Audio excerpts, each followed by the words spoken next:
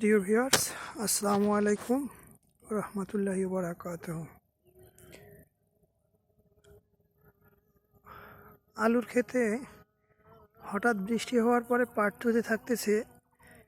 ওষুধ কী পরিমাণে আপনারা স্প্রে করবেন তা জানতে হলে আমাদের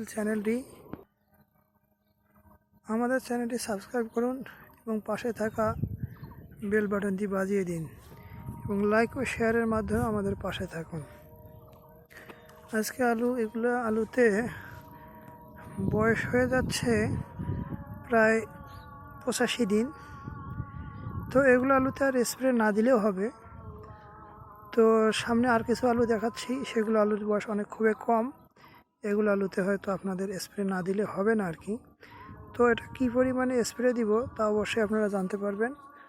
তো এসব বিষয়ে জানতে হলে এবং প্রতিদিন কৃষি সম্পর্কে আপডেট মেসেজ পেতে, সেটা হোক আলুর ক্ষেতে হোক, ধানের ক্ষেতে হোক বা আপনাদের মরিচের ক্ষেতে হোক, আগামী দিন আসতেছে আমাদের মরিচের ক্ষেত সম্পর্কে আপনারা সমস্ত বিস্তারিত জানতে পারবেন, সমস্ত কিছু।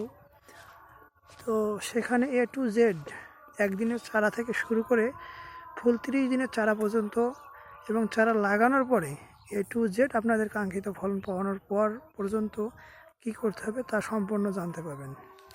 তো প্রতিটি কৃষি বিষয়ে তথ্য ভিডিও পেতে হলে আপনার চ্যানেলটি সাবস্ক্রাইব করুন এবং পাশে থাকা বেল বাটনটি বাজিয়ে দিন। লাইক ও শেয়ারের মাধ্যমে আমাদের পাশে থাকবেন।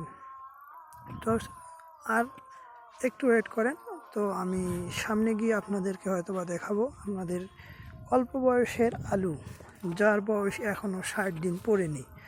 তো হয়তো এগুলোতে বয়স বেশি হওয়ার জন্য এই আলুতে স্প্রে না দিলেও হবে, আর যদি দিতে পারেন সমস্যা নেই, যদি কারো বেশি ফলনের সম্ভাবনা থেকে থাকে।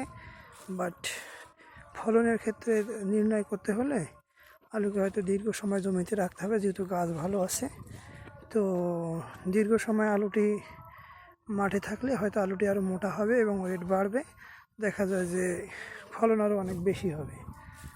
তো এই যে হচ্ছে অল্প বয়সের আলু, যা 60 দিনেরও কম। অধিকাংশ গাছে ফুল আছে নতুন।